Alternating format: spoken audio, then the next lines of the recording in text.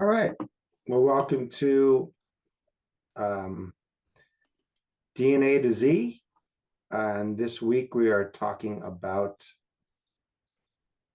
cardiovascular health and the Reveal My DNA test.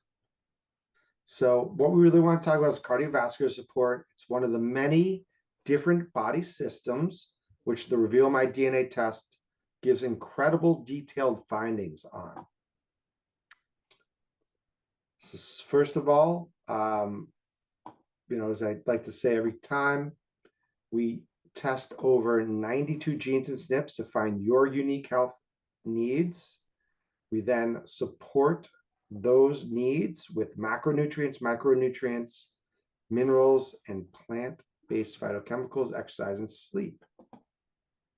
The test is so specific that it can tell if you have a normal, increased, or very high need to support different health risk factors for heart health.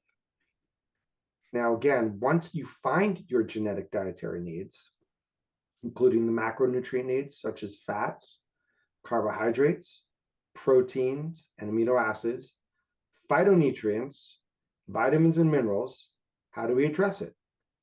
As I always say, it's great to find out your DNA risk factors, but it's not very useful if there are no actionable steps to take. The Reveal My DNA test provides you with multiple steps to take action with to support your genotype. Your DNA is not your destiny. It's just your potential.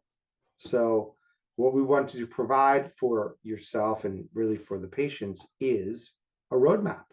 And that's what we are going to be able to provide with this test. Now, specifically today, talking about heart health, cardiovascular system, how to support that, but really finding out what the needs are, right? So we can really target in for patients and find out where their risks lay right now and, of course, into the future.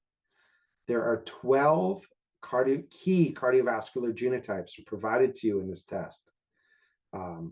Two main points to remember are you can change your heart health immediately by making changes based on your specific DNA.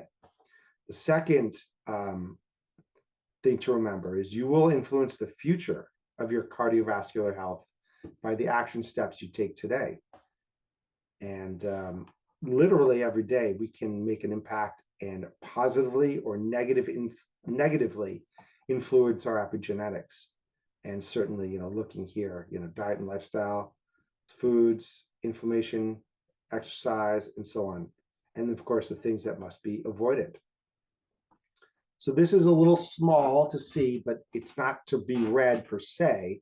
It's really just to understand what the report looks like if you haven't seen it. What we're looking at is this continuous benchmark against changing health patterns in diagnostics. So regardless how you feel, these markers will never change. Regardless of how you age, these will never change.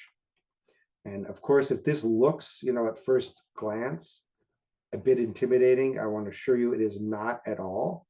This is a small portion of what you would see in the full report. It's color coded, as you can see here, to simplify the findings for you. We've got green as good, yellow to orange as a risk, and red as a greater risk.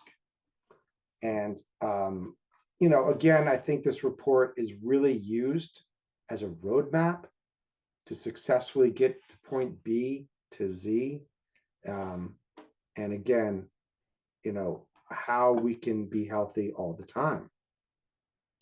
So of the 12 major findings, here's the first one we look at.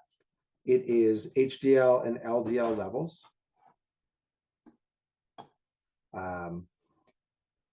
The genes related to high density lipids and low density lipids.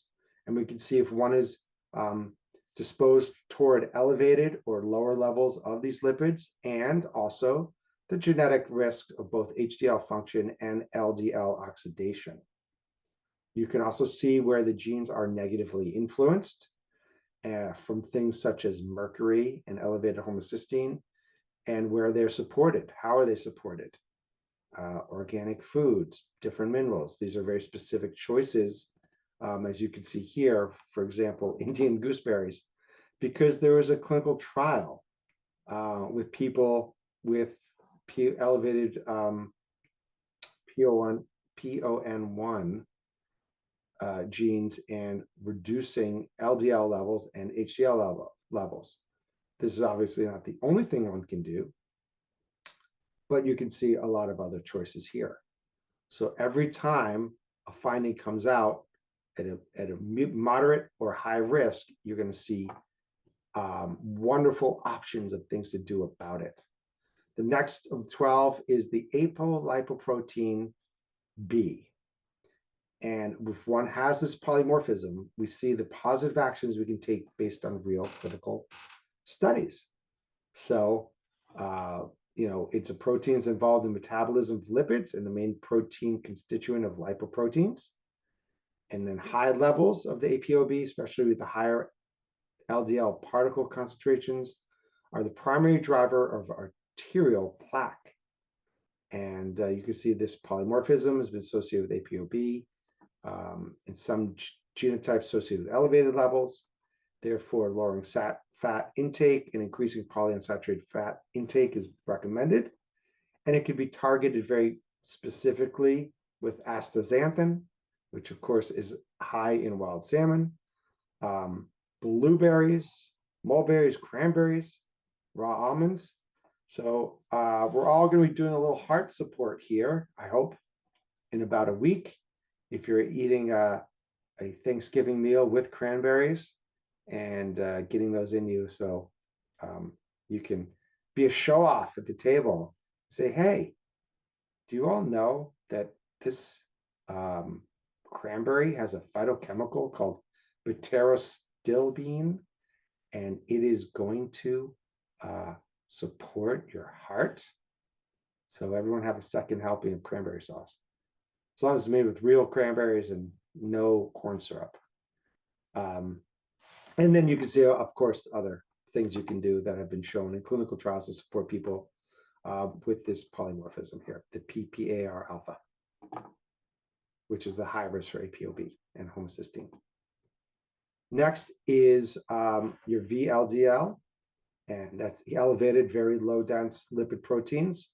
And that puts people at risk for arterial and atherosclerosis, plaque deposits on the artery wall, and increases the risk of heart disease. If there is a polymorphism, again, there are dietary and nutrient recommendations to be made. Next is triglycerides. And you can see there's variants that we have. And then studies have found that omega-3 fatty acid administered as fish oil supplements lower the plasma triglyceride levels by 25 to 34%. And that's no change in diet or exercise. That's just doing a supplement for starters. Then we've got lipoprotein A. That's a nasty one. Some cardiologists say this might be the single top risk factor for heart disease and a potential heart event. It's a sticky form of LDL that appears to affect plaque growth and LDL particle size and increases the risk of plaque rupture and blood clotting. And I think these two, at the end become the dramatic part, that if the elevated LPA creates a situation for an increased risk of plaque rupture and therefore blood clotting. So want to avoid that. What's next? Raw plant intake. Raw plants, that's kind of self-explanatory. I think we would always be talking about increasing raw fruits and vegetables to maintain a healthy heart for anyone, and then a genotype that really demands it. And if you know people in your life, friends or family, patients who say, well, I don't eat a lot of fruits and vegetables. I certainly don't eat them raw, maybe some canned corn or pickles or something. If you find out if they have a high risk here, based on their DNA, you really have to talk to them about finding the fruits and vegetables they like to eat. And even if they don't normally eat a lot of fruits and vegetables, you can go through a big list with them and find things they might enjoy. Anything from carrots, cucumbers to lettuce and tomatoes. Let's think about berries and grapes and apples and oranges, just anything they could support. Next in the test is nitric oxide. So you need foods rich in BH4, which is tetrahydrobiopterin.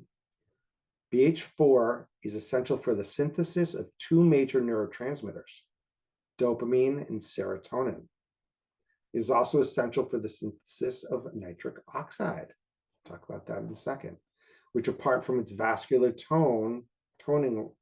role, it also acts as a modulator of neurotransmission, including neurotransmitters such as serotonin, tyrosinase, and dopamine. Again, the report shows you how to support nitric oxide, BH4, and neurotransmitters. That's why new research has come out with people supporting with things like NAC, N-acetylcysteine, to increase nitric oxide, but there are other ways, arginine, C complex, magnesium, and selenium, because it can help with mood, actually. And you can see cardiovascular pathologies, because that's what we're talking about today.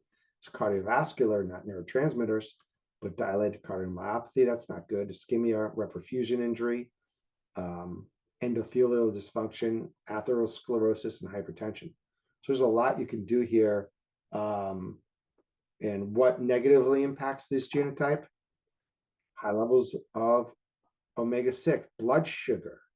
Blood sugar, I talked about last hour, blood sugar having a negative impact on heart health. One reason is because it depletes BH4. This is one reason that blood sugar has to be controlled. This is one reason that a diet high in refined sugars and corn syrup is not healthy.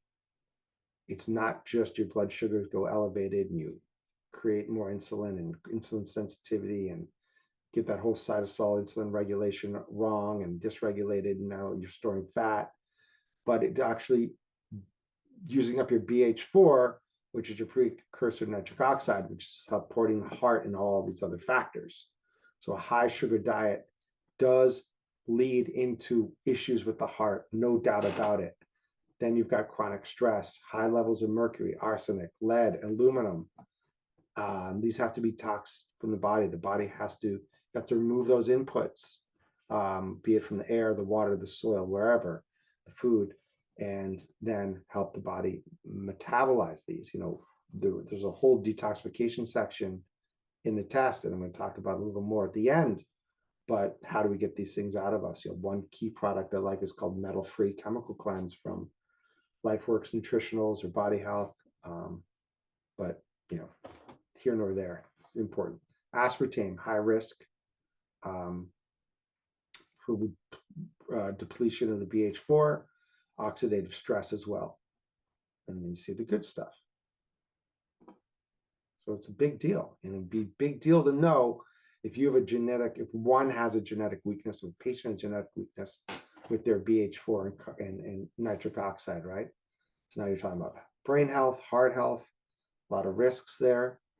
Homocysteine is another important marker for our cardiovascular section and cardiovascular disease in general. It's something we all want lower levels of. If this is a big risk factor for the patient after taking the DNA test, they suggest that they get their blood work tested for their immediate status of homocysteine, as you can currently move to support the methylation cycle and utilize the suggestions from the test provided by the report. So you can see what homocysteine is here, and you can see if patients have a higher than average dose of folate. And when you see folate there, I really love to stress foods rich in folate. And there are a lot of foods out there. Certainly dark leafy greens are a great affordable source, and you can have those raw or cooked. Next is blood pressure. So we have age-related increases in blood pressure. That's been observed in almost every population. Among hunter-gatherers and farmers, high physical activity, low stress levels, and potentially protective diets, high in fruits, Vegetables, potassium, lower in calories, salt, and alcohol are the major contributing factors to stark differences in our risk factors. So we have all these genotypes, and many genes are connected to blood pressure. These genes respond to keeping total fat intake below 40% of our diet, increasing bilberry or blueberries, grapes, raw garlic. That's a tough, raw garlic. You gotta figure out how to get raw garlic into your diet, small amounts, um, without offending people. And then cinnamon and jasmine. Raw garlic, just tends to lend more of its nutritive effect than cooked garlic, but cooked garlic is healthy too. It just was not in this clinical trial. Next in our 12 major findings is DVT, deep vein thrombosis, right? We know what DVT is. It's a high risk for a heart event if you have it. And very specifically, there's a gene, F5, genetic cardiovascular risk and potential marker for a cardiac event. This allows someone with this risk factor to make immediate dietary nutritional action to decrease their risk level. Next is gout. So this is fun. You might think that gout is a kidney and liver issue, right? But in fact, it's also a risk factor for the heart. Why? Well, let's talk about it. There's a gene variant. Studies have shown that elevated uric acid levels are positive correlated with gout, hypertension, atherosclerosis, and atrial fibrillation and heart failure. So these are all related to the heart, right? Hypertension, atherosclerosis, atrial fibrillation, and heart failure. That's why gout needs to be addressed and supported. Then we've got, so if we have genotypes with increased uric acid levels and elevated uric acid levels, it's much more in men, postmenopausal women, and hormone therapy users. This is a good place to talk about things like Maca Go to really help. But we've got the increased sensitivity to sugar, which we talked about earlier. Obviously, alcohol, higher purine foods, and dehydration. So how do we help these people? Well, avoid refined sugar. That's good for everyone. But more importantly for these folks, increase your water intake. Parsley, that's pretty easy to get. Quercetin, it's in a lot rich in a lot of different foods like buckwheat and different citrus fruits, camphor, olive oil, and vitamin C. So olive oil, very nice, good support there for your gout. Next up, the 12 major findings is fibrinogen. It's a soluble protein in the plasma. It's broken down to fibrin by the enzyme thrombin to form clots. Of course, we need it because it stops excessive bleeding, but of course, in high amounts, can cause blood clots. So I think it's incredibly interesting that those with this genotype for increased blood clots do better when they avoid bisphenol A plastic right here. They must avoid bisphenol A plastic. They must avoid chemicals in the water and phthalates, forever chemicals, with the correlation to gut bacteria and maybe inflammation from these plastics and chemicals. But whatever it is in this plastic and these phthalates, it's driving the fibrinogen there, and it increases the probiotic. What we need to do is increase the probiotic lactobacillus plantarum and possibly add nattokinase if the fibrinogen levels are elevated. So I think in general, the way we live, we can't see the immediate effects of massive pollution, right? But apparently there are internal insidious effects. Think about where all this pollution comes from in our communities, in the United States, the whole country, and what it will take to remove them from our environment. And again, I'm talking about BPA plastic and unfiltered tap water, phthalates. It's millions of pounds get pounded more into the environment every year. So we really have to take care of ourselves. And then lastly, here we've got hemochromatosis. So again, people think about hemochromatosis as an iron issue, a liver issue, but guess what? There is a condition called cardiac hemochromatosis, or also known as primary iron overload cardiomyopathy. It's an important and potentially preventable disease. And it's a cause of heart failure. So patients may be asymptomatic early in this disease, but once heart failure develops, there's rapid deterioration. Cardiac hemochromatosis causes a dilated cardiomyopathy with dilated ventricles, low left ventricle ejection fraction, LVEF, and then decreased fractional shortening. And this is why I put this in the cardio section, because if hemochromatosis comes up in your DNA test, you've got to have this awareness of how it can negatively impact the heart. So what do? Talk about what Reveal is, and we talk about it here. If you have any questions, please ask.